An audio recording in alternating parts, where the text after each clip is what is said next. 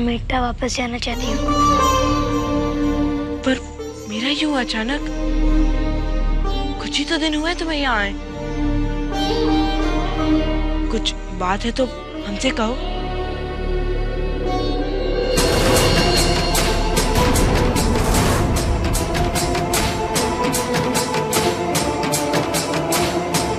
मीरा,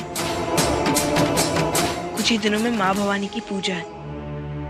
उसी दिन बापू साहब राजमाता को लेके आने वाले हैं। तुम राजमाता के आशीर्वाद ले लो, उसके बाद अपने मायके चले जाना पग फेरे के लिए।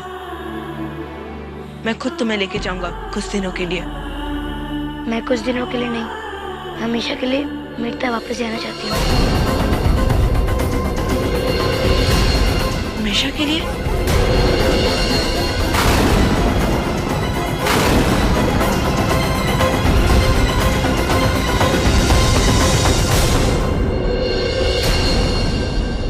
मैंने कहा था ना कुंवर कि इसे सिर मत चढ़ाओ। इसे तो मैं उतारूंगी। सुनो मीरा, यदि तुमने इस महल से एक कदम भी बाहर निकाला तो मैं तुम्हारी टांगे तोड़ दूंगी। माँ साहब, ये आप क्या कह रही हैं? तुम चुप करो कुंवर। समझ रही हो ना मीरा? इससे मेरी धमकी मत समझना। ये मेवाड़ की होने वाली राजमाता के वचन। इस महल से बाहर निकलने की कोशिश की तो मुझसे बुरा कोई नहीं होगा। मेड़ता वापस जाना चाहती हूँ, हमेशा के लिए। शादी कोई खेल समझा है? अब कान खोलकर सुनो। ऊपर अटारी में जाकर चांदी की नई 10 थाले, कुछ चमचे और रेशमी गलीचे लेकर नीचे आओ दरबार में। वो भी दोपहर के भोजन से पहले। यदि ये अपने पति की दासी नहीं बनना चाहती तो इसे महल की दासी बनना होगा। और तुम कुछ नहीं कहोगे भोजराज। यदि तुमने इसकी तरफदारी की तो समझ लो।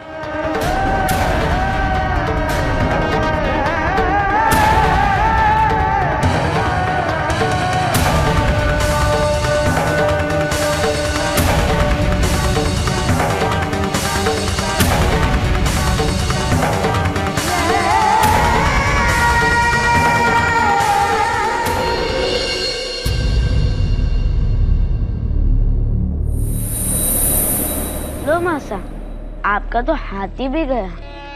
बहुत मजा आ रही है ना मासा? पता है, जब भी मैं बड़े भाई साहब के साथ खेलता हूँ ना, हमेशा हार जाता हूँ। ध्यान से नहीं खेलते होंगे कुंवर, वरना तुम अपने बड़े भाई साहब से भी जीत सकते हो। नहीं मासा, मैंने बहुत बार कोशिश की, पर बड़े भाई साहब बहुत तेज है इस खेल में। मुझे तो लगता है मैं उन्हें कभी नहीं हरा पाऊंगा। रोता जावा मरे की खबर लावा। हारने की सोचोगे तो कभी जीत नहीं पाओगे विक्रम। ऐसे तो तुम बैठ लिए चित्तौड़ की राजगद्दी पर। मैं क्यों बैठूंगा चित्तौड़ की राजगद्दी पर? बड़े भाई साहब है ना, वही तो बैठेंगे। मासा, मैं जीत गया। क्योंकि तुम जीतना चाहते थे। कब कैसे जीतने का अवसर मिल जाए ये कोई नहीं कह सकता। विक्रम, ये राजनीति है। दूसरों की कमजोरी को अपनी ताकत बनाना सीखो, तभी तुम जीत पाओगे।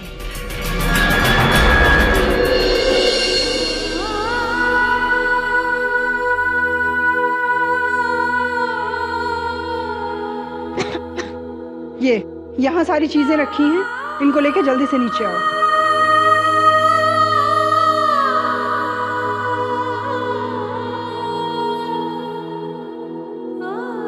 कितनी धूल मिट्टी है यहाँ पे। मीरा, तुम रहने दो, मैं कर लेती हूँ।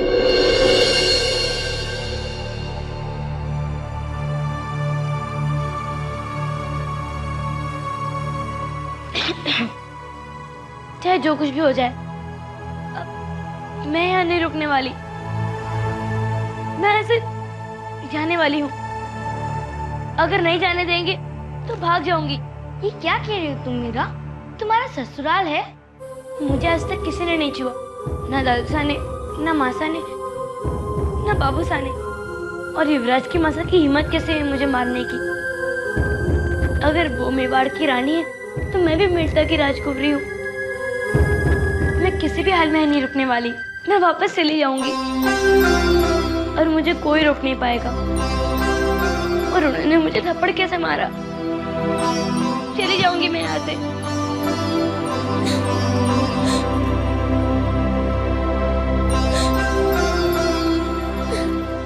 तो यहाँ खड़े खड़े रो क्यों रहे? तुम्हें जाना है ना?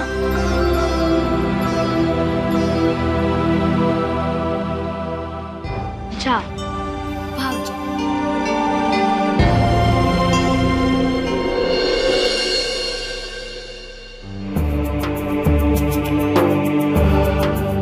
रानी सा ये वाली गलती थी ना? क्यों? तुम्हें कोई और भी दिख रहे हैं क्या?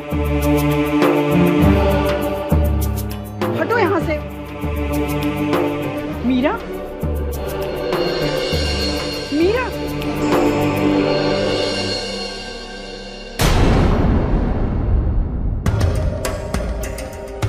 अब क्या इस लड़की को सुनाई देना भी बंद हो गया है?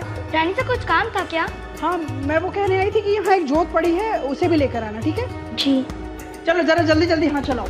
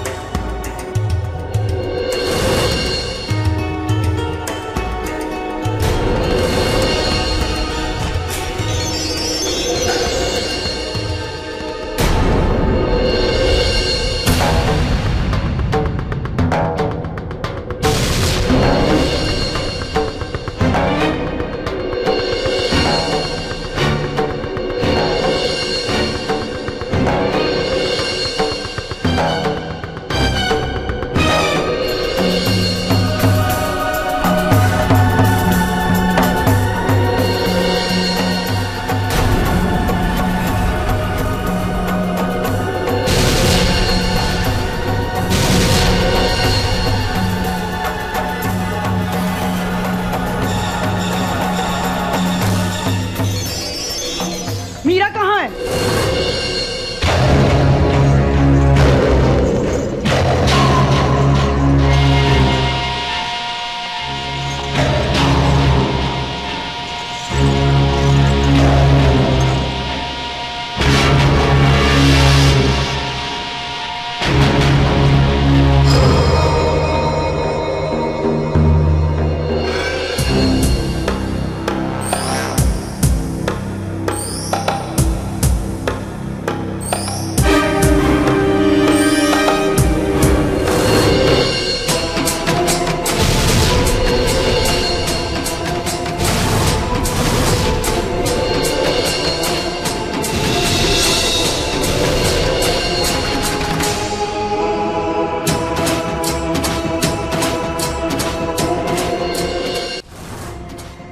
चलो चलो।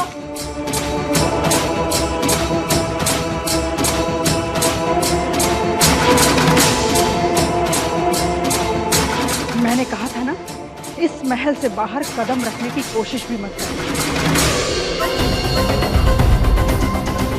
अब देखो इसका परिणाम। तुम्हारे घर वालों ने तो तुम्हें सिखाया नहीं कि ससुराल में कैसे रहा जाता है। अब मैं तुम्हें सिखाऊंगी कि ससुराल में कैसे रहा जाता है। ना तुम्हें खाना मिलेगा और ना ही पानी।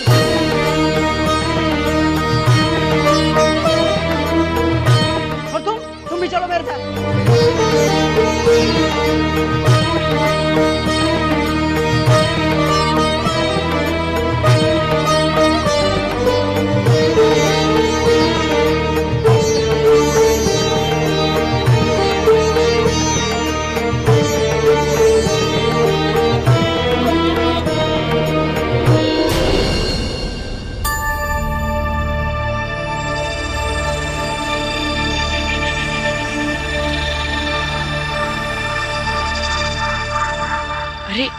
ललिता, तुम हमारे कक्ष में क्या हुआ? क्षमा करना कुंवर, पर मैं अपने आप को ये बात कहने से रोक नहीं सकती। मीरा ने आज तक एक राजकुमारी का जीवन जिया। उसके साथ किसी ने इतना बुरा व्यवहार नहीं किया और उसके सामने किसी ने इतनी ऊंची आवाज में बात भी नहीं की।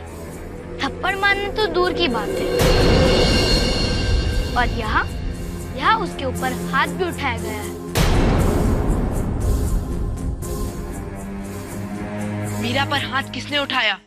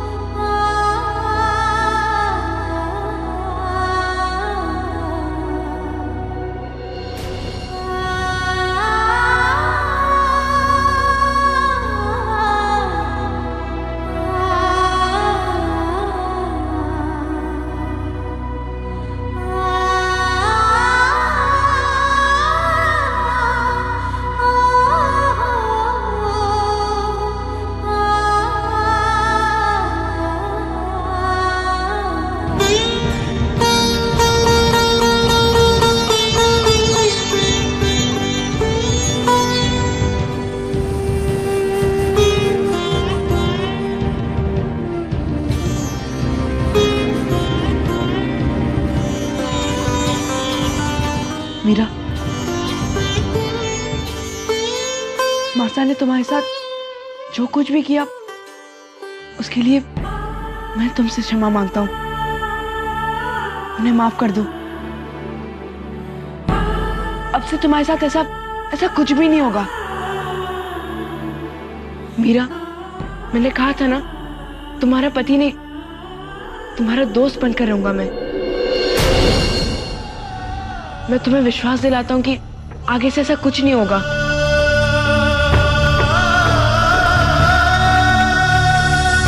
मैं हूं ना तुम्हारे साथ।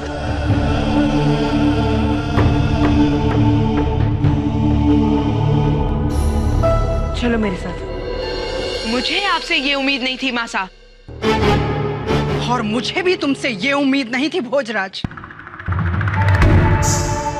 लोग सच ही कहते हैं कि ब्याह के बाद माँ का स्थान बदल जाता है। वही तो मैं आपसे कहना चाहता हूँ मासा। आपका स्थान सबसे ऊपर है और कृपया करके उसे नीचे मत गिराइए। मीरा मेरी पत्नी है मासा। उसकी सुख सुविधा और सुरक्षा का ख्याल रखना मेरी जिम्मेदारी है। और आप इसके साथ इस तरह का व्यवहार नहीं कर सकती। भोजराज, तुम अपनी सीमाएं पार कर रहे हो। शुरुआत आपने की है मासा। तो तुम मुझे मेरी सीमाएं बताओगे? बेहतर होगा इस बीच में तुम न बोलो। बीच में मैं नहीं, आप पढ़ रही है मासा। मीरा मेरी पत्नी है। उसके साथ उसके लिए मैं हर जगह हूँ और मैं उसे संभाल सकता हूँ। चलो मीरा। कहाँ जा रहे हो भोजराज? पास ही के कृष्ण मंदिर में। चलो।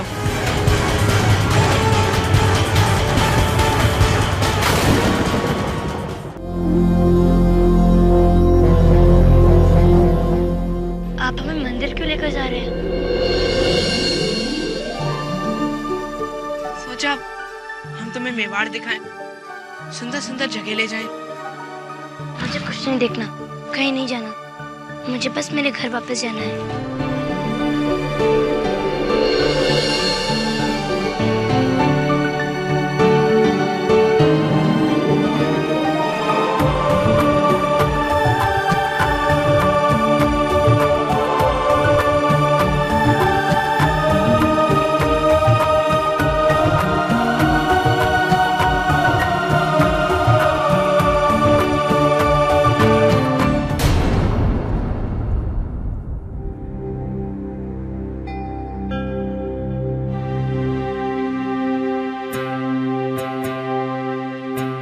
मीरा से मिलने के लिए बहुत उत्सुक हो रहा हूँ। मैं भी।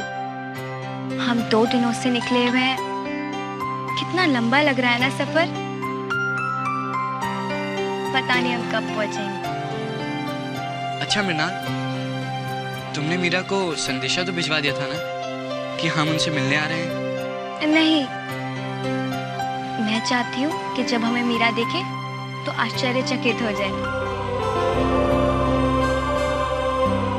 मीरा अपने ससुराल में खुश तो होगी ना? बग्गी रोकिए, रोकिए।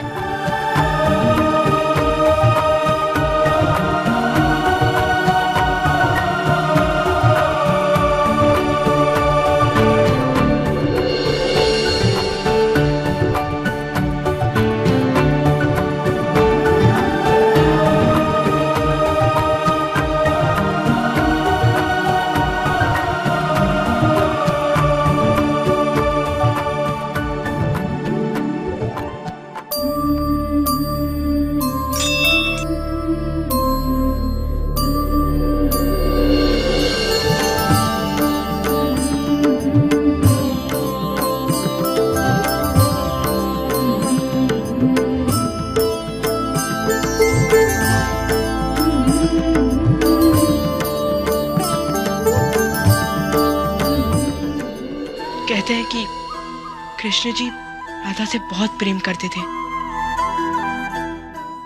फिर भी अपना कर्तव्य निभाने के लिए उन्होंने किसी और से शादी करी। ये भी कहते हैं कि कृष्ण जी ने मानव अवतार लिया था, इसलिए कुछ सांसारिक कर्तव्य निभाने के लिए उन्होंने रुक्मणी से शादी करी। कहा जाता है कि हर चीज के पीछे एक कारण होता है। कृष्ण जी ने रुक्मणी से शादी करी, उस वजह से राधा और कृष्ण के बीच के प्रेम में कोई बाधा नहीं आई। कहते हैं कि जो मानव चाहता है वो पाके रहता है, उसकी चाह उसका कर्तव्य बन जाती है। शायद यही समझाने के लिए कृष्ण भगवान ने ये लीला रची कि इंसान का कर्तव्य उसकी चाह से बहुत बड़ा।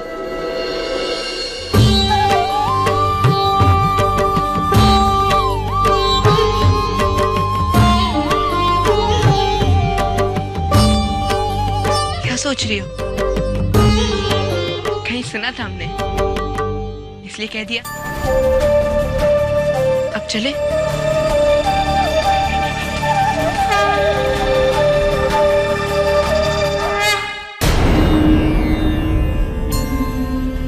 मेरथा वापस जाना चाहती हो? हाँ। तो जाओ। मैंने तुम्हारे जाने की सारी व्यवस्था कर दी है। ये पालकी तुम्हें सुरक्षित मेरथा पहुंचा देगी। जाओ।